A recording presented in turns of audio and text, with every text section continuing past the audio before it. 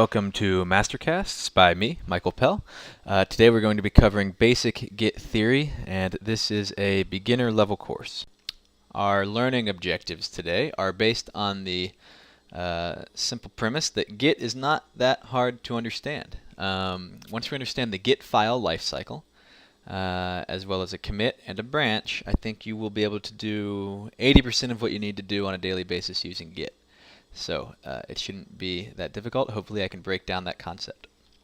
The test for mastery will be the ability to explain and diagram these three concepts, and I'll explain more about how you can complete that test later.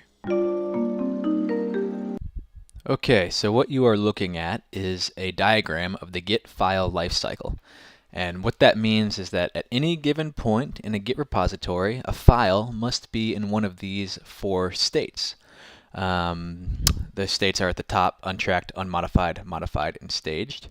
And I'm about to walk you through each of these states and the Git commands that will progress you to and from each state. I'm going to use the make directory command to create a demo directory. There it is. We have demo. And I'm going to cd into demo, and at the same time I'm just going to open that so we can visualize it. And here we are. And I'm going to go ahead and touch demo. Well, let's give it a new file. I'm going to touch zebra.txt. We now see zebra.txt show up here in the demo folder. So in order to start tracking any files, we're going to have to run the git init command, which initializes an empty Git repository. Git repos are something I'm not going to specifically talk about in this cast. But now that we have the repository initialized, we can run the git status command. Now, using this information combined with our diagram here, go ahead and pause when you hear the music and try to come up with an answer to the question of what state is the zebra.txt file currently in? Untracked, unmodified, modified, or staged?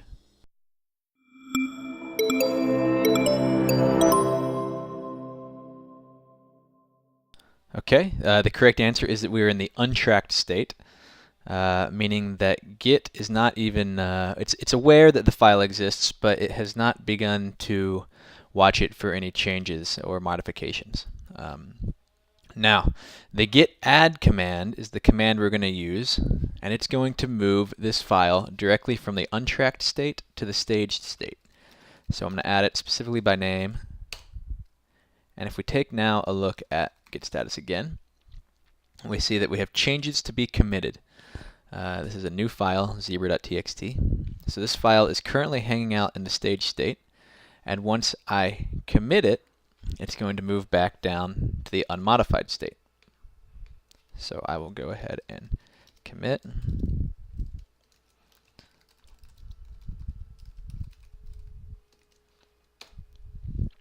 And if I run my git status again, zebra.txt actually disappears from the status message. And that is because to Git, it has now moved to the unmodified state. At this point, we are finished with the first loop of the life cycle, and this life cycle is going to go on forever as the file moves from unmodified, modified, staged, and back to unmodified. Now let's take a look at what the commands and events are that push this file through the life cycle.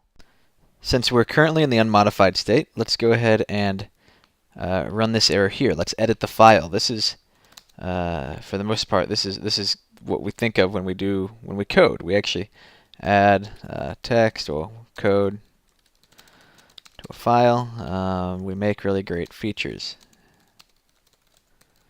Okay, so I've added things to zebra.txt.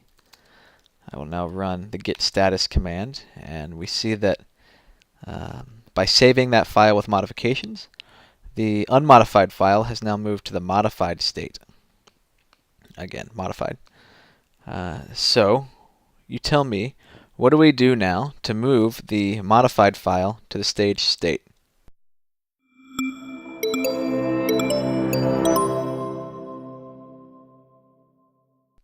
If you answered stage the file or run git add zebra.txt, you are correct.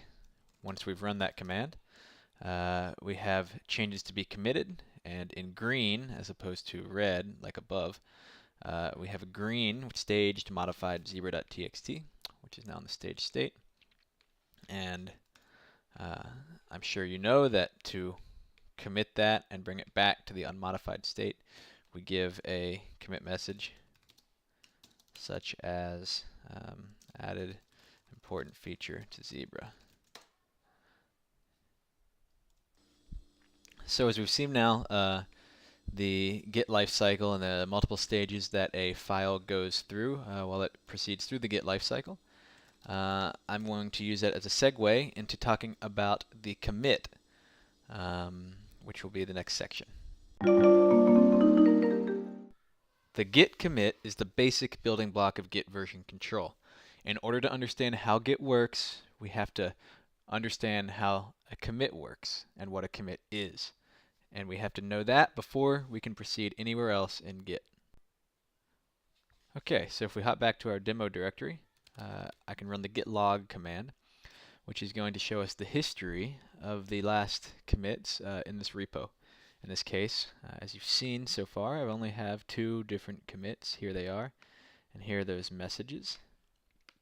I can use the git show command and pass in one of these hashes to be told exactly what happened during that commit. Let me do that with my first screen. And we see that for the git commit that I messaged added important feature to Zebra, I added just 3 lines to the zebra.txt file. Now, what I'd like you to do is, I'm going to pause and I want you to just think about what your definition of a commit is right now.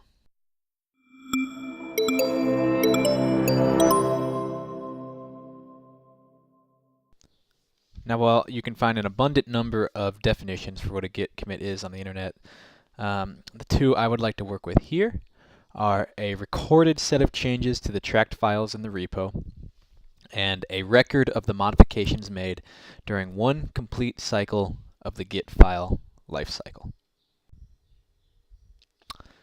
Now, to go into that a little bit more deeply, I'd like to take a look at this diagram. And first, I'd like to point out what the commit is not. The commit is not zebra.txt, neither in the before nor the after state. While zebra.txt is more or less the thing that's being worked upon by the commit itself is what's called a delta or a diff. It's actually the changes between zebra.txt before and after. So the commit itself lives in this arrow here in the middle between the 2 boxes and represented by the circle. And it represents that diff. So whereas zebra.txt started out blank, it now has these 2 lines of text. And the commit, again, represents that change, not the actual files at any given point. Okay, now I'd like to give you a demonstration of what this is all about, this whole commit thing. If you remember from our working example that we have 2 commits currently on the branch, and the state of our code after this added important feature to Zebra commit looks like this. So what would happen if we use the git checkout command and specifically check out the previous commit, the introducing Zebra commit? If you take a look now, we've rolled back that commit, or we checked out a previous commit, and you no longer see the changes that were made in the added important feature to Zebra. But all we have to do is check that commit out again, and our changes are back. So what we have here, again, are a list of changes, each stored in a commit. And by checking out these different commits, we can kind of reverse and go forward and backward in history. One thing I do want to point out, though, is that when we check out a previous commit, we're not sending backward, we're not sending any files to the recycling bin. Nothing's getting deleted. Really what's happened here is that Git has rewound each of the commits in the chain that we've that come after the one that we're currently checking out. So again, the files are not being deleted. It's more that we've just gone back to a different point in history by undoing the changes in each of those commits. And now, just because I want you to hear it one more time, a git commit is a recorded set of changes to the tracked files in the repo, or a record of the modifications made during one complete cycle of the git file lifecycle.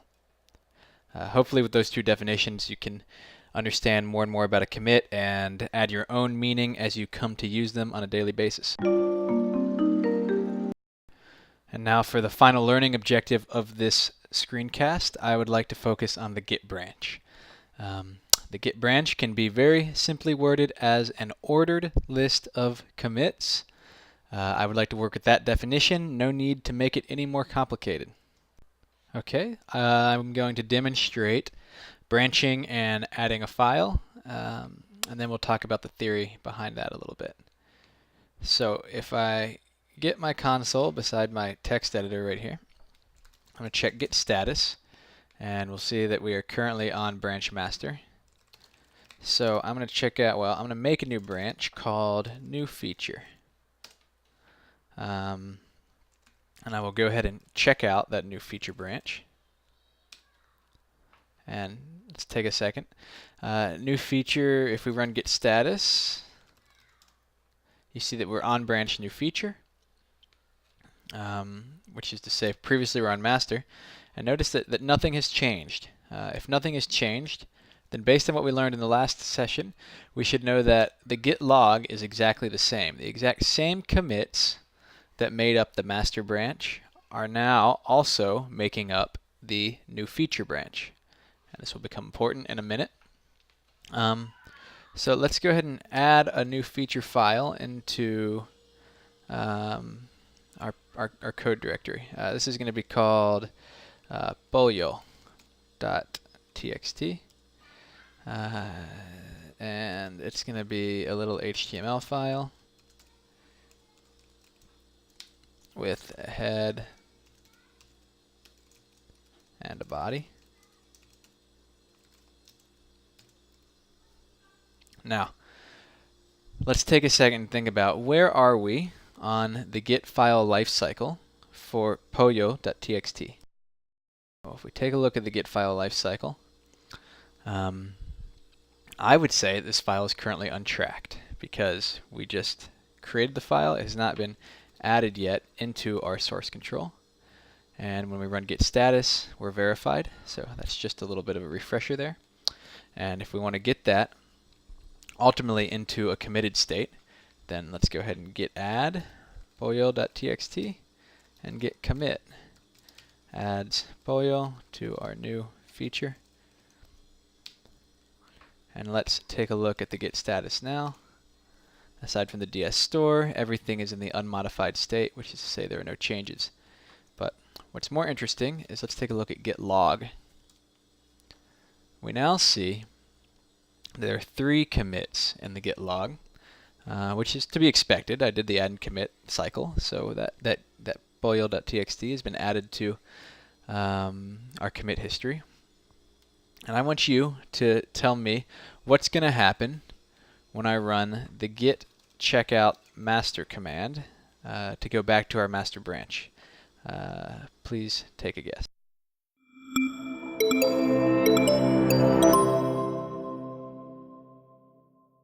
Alright, if you guessed that the pollo.txt file is going to disappear and act as if it never existed, then you were correct.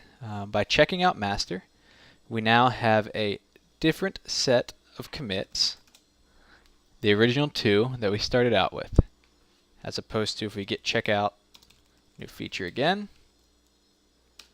we have 3 commits. So let's take a look at a diagram just to make sure we really get this understood. Okay, so sticking with our definition that a branch is an ordered list of commits, then look at the state of our 2 branches with this sort of diagram. First of all, the first 2 commits for both branches is exactly the same, And the only difference is that whereas the master branch stops after the second commit, the new feature branch has one additional commit. Now that one additional commit is the one that captured the first round of the get file lifecycle for pollo.txt, and therefore it captures the creation of pollo.txt as well as some of the initial writing in it. And therefore, when we roll back to the master branch, what we're really doing is we're getting rid of the commit that added that new pollo feature, and therefore we're left with just zebra.txt again. Okay, and at this point, because I see the pollo.txt file, I know that I must be on the new feature branch. So if I git checkout master, it disappears. I can git checkout new feature ad nauseum, because all I'm doing is adding and removing that one commit from the set of commits that makes up each branch. Now, let's talk about the git merge command very quickly. The way the git merge command works is it simply moves the additional commits that are in one branch's set of commits onto the set of commits to another branch. So if we want the new feature to be merged into master, we check out master, we do our git log, we only see 2 commits as it currently is, and then we can do that git merge new feature command. And when we look at git log again, we see that master now has 3 commits, and as you should have expected, behaves exactly as new feature branch did beforehand. These 2 branches are still separate and autonomous from one another, but that merge command, all it did was move commits, or really copy commits, from that new feature branch over to the master branch. And let's take a look at a diagram for that. Now I'm sure you get it, but just in case you don't, again, all that merge does is move the same set of commits over to the master branch so that we now have this additional commit living on the master branch, and thus the 2 branches are said to be synced up. Alright, so now let's take a moment to talk about what wasn't covered in this class. First of all, most git commands and syntax. There's tons and tons of things to learn that you can do with git, and what I want you to know is that you can use all those commands and do things with those commands, and pretty much all of them are an advanced way or allow you to do functionalities that really just boil down to managing what you just saw, which is creating commits, creating branches, and moving commits between branches. We didn't talk about Git repos, we didn't talk about communicating between repos, and we didn't talk about GitHub at all. So that's what you didn't learn. And let's recap our learning objectives. I hope you understood the Git file lifecycle. Definitely look up an image to find that. There's tons of them on Google Image Search, or the one that I linked to on the slide. Other than that, I hope you understand a commit and understand a branch, which is just a set of commits. A good test for your mastery that you could use is to explain this and diagram this, maybe to someone who already knows what these things are, and just start a conversation around those 3 topics. And once you can have a conversation and explain them and convince someone else and maybe even teach someone else, that would be a good measure for your level of mastery. I always recommend diagramming as well. And once you understand these fundamentals, I really think the rest of Git is going to make a ton more sense and be much more easy for you to understand. Alright, that's it. Thank you for watching. This was my Mastercast on basic Git theory. This is Michael Pell. I work as a mentor at block.io, and feel free to reach out to me about this screencast at michaelcpell@gmail.com. I hope it's useful for you.